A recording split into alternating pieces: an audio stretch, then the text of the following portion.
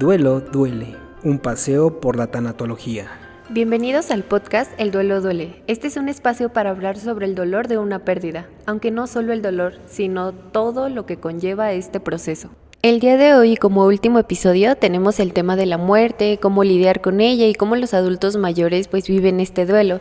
Retomando un poco lo del episodio anterior, recordemos que en la etapa de la vejez pues existen muchas pérdidas, ya sea por motivo de jubilación o pues de capacidades. Pero el día de hoy solo nos enfocaremos a los duelos que pasan por la muerte de alguien, ya sea de un hijo, un hermano, una pareja, etcétera.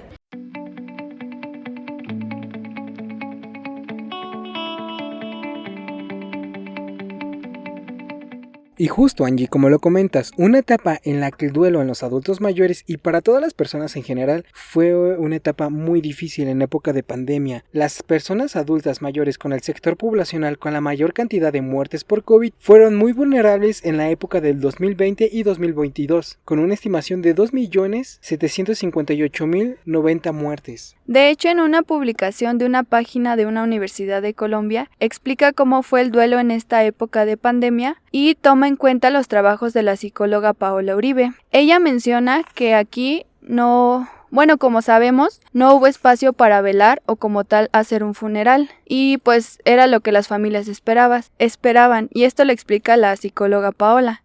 Quien es profesora en el Instituto de la Familia, quien ha llevado a cabo este proceso de duelo en diferentes instituciones. Y bueno, con relación a esto, yo quisiera comentar sobre un caso que pues es sobre la familia.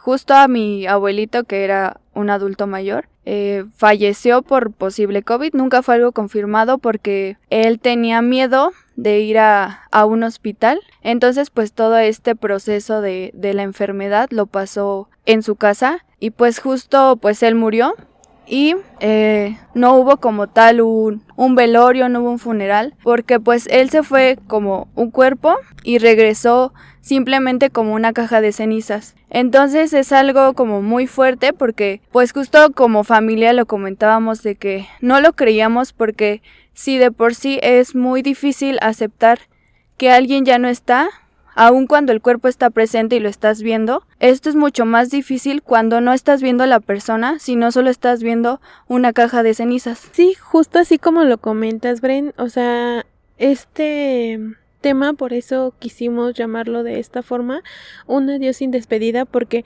realmente las personas que enfermaron durante la pandemia ya, o sea, sabías que estaban enfermas, las internaron, pero realmente no te dejaron tener ningún contacto con ellas. O sea, y lo digo por experiencia porque a mí me pasó con mi tío, una persona muy allegada, muy cercana. Realmente nos avisaron hasta el último momento de que estaba internado.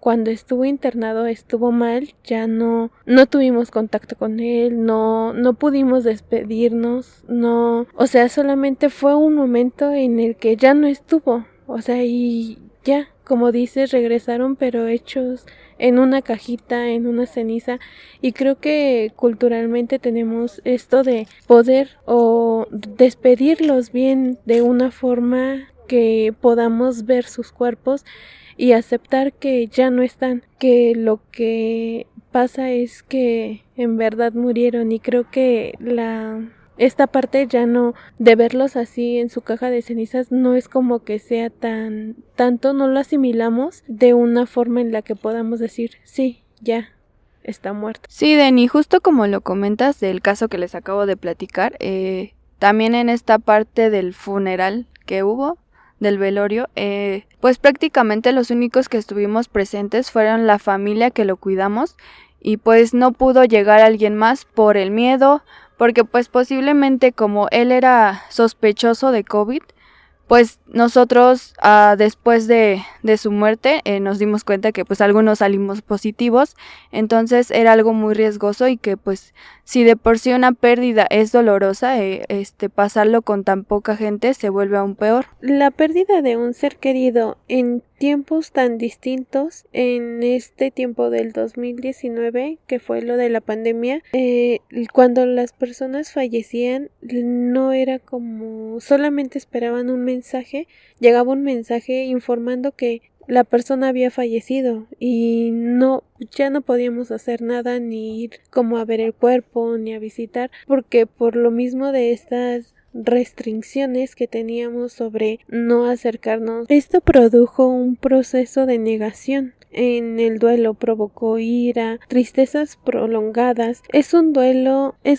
complicado que nos lleva un poco de más tiempo a aceptar. Esta página que les mencionaba sobre la Universidad de Colombia, la psicóloga Uribe nos recomienda permitir vivir este dolor que estamos sintiendo en cuanto a las pérdidas que tuvimos en COVID-19 y dejar que las emociones fluyan conforme pasa el duelo. Este control de emociones solo puede ser gestionado por la misma persona que vive el duelo. También hay otro paso que es aprender a reconocer que necesitamos ayuda para encontrar las respuestas que necesitamos y darle un significado nuevo a este dolor y a la pérdida que hemos tenido. También se recomienda que si faltaron cosas si tú crees que no le dijiste todo a la persona, que lo escribas como una carta, que se lee en voz alta y después de eso quemar la hoja, y pues esa es una forma de sacar esos sentimientos. Otra recomendación es que si tú tienes con quien compartir fotos o videos o anécdotas con esa persona que ya no está, es una forma también de hacer este proceso un poco más sano, y ya conforme el tiempo pase, pues con esas imágenes o esas anécdotas poder hacer una despedida o un homenaje. Por último, la profesora Uribe comenta que pueden oficiarse diferentes rituales para vivir el duelo, ya que pues cada familia crea los suyos y pues cada uno de ellos sabrá cómo darle sentido y significado, ya que pues ellos son los que conocen a la persona que se fue. El periódico El País publicó una sección de bienestar y salud, un espacio para hablar del duelo complicado. Sin embargo, hay personas que experimentan más allá de un tiempo razonable. Un tiempo predestinado en el duelo es de 2 años. Cuando las razones emocionales son muy intensas e impiden el funcionamiento de la vida diaria, o la duración de la reacción es muy prolongada y parecen síntomas inhabituales, por ejemplo, alucinaciones referidas a las visiones o voces del fallecido, ideas delirantes o pensamientos suicidas recurrentes. Se puede hablar del duelo complicado. Pero, ¿qué es el duelo complicado? De acuerdo con la revista digital de medicina psicosomática y psicoterapia, podemos definir el duelo complicado o patológico en 4 apartados. Como primer punto tenemos el duelo crónico, que tiene una duración muy excesiva y no llega a una conclusión satisfactoria, y en esta parte la persona que lo sufre es consciente de que no consigue terminar con este duelo. Como segundo punto tenemos el duelo retrasado, que también lo podremos llamar como inhibido, suprimido, pospuesto. Aquí la persona tiene una reacción emocional insuficiente en el momento que tiene la pérdida, y esto puede ser un aspecto puede ser la falta de apoyo social o la necesidad de ser fuerte para alguien más o por algo más, y se siente abrumado por la cantidad de pérdidas que ha tenido. Podemos poner el ejemplo de que en muchos casos o en muchas familias por la causa del COVID no se murió solamente una persona, sino fueron más de 2 o 3. Y en un futuro estas personas ya experimentan el duelo, a veces con una pérdida posterior es cuando ya sacan todo lo que reprimieron con las pérdidas anteriores y pueden tener síntomas desproporcionados con respecto a la pérdida que ellos tuvieron. Siguiendo con el tercer punto, el duelo exagerado. En la persona experimenta la intensificación de un duelo normal, se siente desbordada y recurre a una conducta desadaptativa. La persona es consciente de que sus síntomas están relacionados con una pérdida, lleva consigo trastornos psiquiátricos mayores que surgen después de una pérdida. Algunos ejemplos pueden ser la depresión clínica posterior a una pérdida, la ansiedad en forma de ataques de pánico o conductas fóbicas, el abuso de alcohol u otras sustancias y el trastorno de estrés postraumático. Y como último punto es el duelo enmascarado. ¿Qué es esto? Es la persona que experimenta síntomas y conductas que lo causan en dificultades, pero no se dan cuenta ni reconocen que están relacionados con la pérdida. Pueden aparecer como síntomas físicos, enfermedades psicosomáticas o conductas desadaptativas, depresión inexplicable e hiperactividad. Y bueno, aquí quiero partir sobre una película que muchos recordarán que se llama Up. Una película súper muy bien adaptada donde solamente no abarca como una historia en común, sino simplemente una historia muy bien hecha puede abarcar diferentes puntos con diferentes perspectivas. Y bueno, recordarán que pues aquí era Carl y Ellie, que pues se fueron conociendo de niños, así fueron creando esas historias, el cual los fue vinculando ese espíritu aventurero que los dos tenían. Realmente cuando ellos se querían no se les traía mucho físicamente, ya después fueron atrayéndose emocionalmente, y ya después fue como estas etapas que fueron cumpliendo, ¿no? Y bueno, la tanatología no es una fantasía o un castigo, es la aceptación de la muerte como un proceso natural, el cual a través de una serie de pasos nos ayuda a la persona con el proceso de la adaptación y aceptación, el cual hay una parte en una escena que quiero recalcar, es cuando Ellie no puede procrear, no puede tener hijos. ¿Qué es lo que sucede? Pues en ese tiempo Ellie decae mucho, cae pues mentalmente, ya no quiere saber nada porque esa ilusión que tenía de tener un niño, esa ilusión que tenía de ser mamá, pues no se lo podía dar a Carl. Y Carl, ¿qué es lo que hizo? Pues le fue dando los momentos más simples de la vida. Y es que es eso, disfrutar esos momentos simples que nos hacen abarcar esa felicidad. Y bueno, como vimos, al final no les perjudicó el no tener hijos, sino simplemente fueron buscando esa felicidad los dos. Y si hay algo que no perdona es el tiempo. Como nos dimos cuenta, Ellie muere, Ellie fallece y Carl se ve afectado emocionalmente. Y retomando la película, en este personaje se ve amenazado cuando quieren destruir su casa y poner unos edificios. Que ellos construyeron su hogar, la esencia de lo que cree que fue Ellie, de lo que cree que pasó en todo en esa casa. Pues, ¿qué es lo que hace? Amarra muchos globos y se lleva a la casa donde nuevamente tiene ese enlace tangible con los objetos que pertenecían a su pareja, donde rechazaba el pasado y no podía seguir adelante. Y bueno, al finalizar la película, el personaje pasó por diferentes etapas, el cual fue buscando la dependencia emocional, aceptando que la persona pasó pasó de vivir con ella a estar en él. Y como lo fuimos viendo, no quería dejar pasar a Russell. Ve que Russell era muy súper insistente. Fue aceptando el que Russell estuviera en la casa, el que Russell lo dejara pasar. Y bueno, a retomar esto, ¿no? De que no es un proceso el cual debe ser lineal, sino yo lo veo algo más cíclico que puede retomar en diferentes situaciones. Te va a hacer recordar en algún momento una fecha conmemorativa, en un cumpleaños. Te va a hacer recordar cuando ya no estén juntos.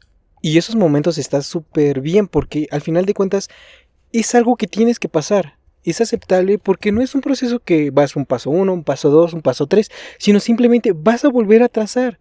Y está súper bien porque es el proceso del duelo. Estás con la persona y estás viviendo en ella.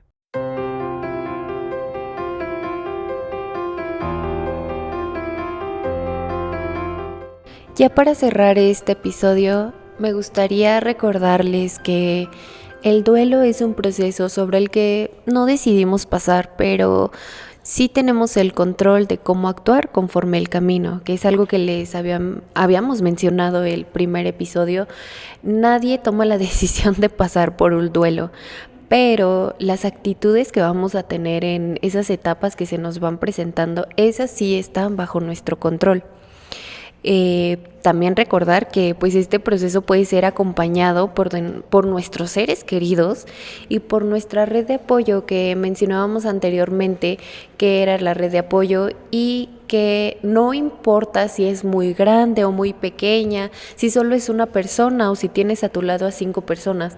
Lo importante es que tengas a alguien en quien apoyarte y de la mano con un especialista que te brindará herramientas para poder pasar cada una de estas etapas y poder llegar a la última etapa, que es la aceptación.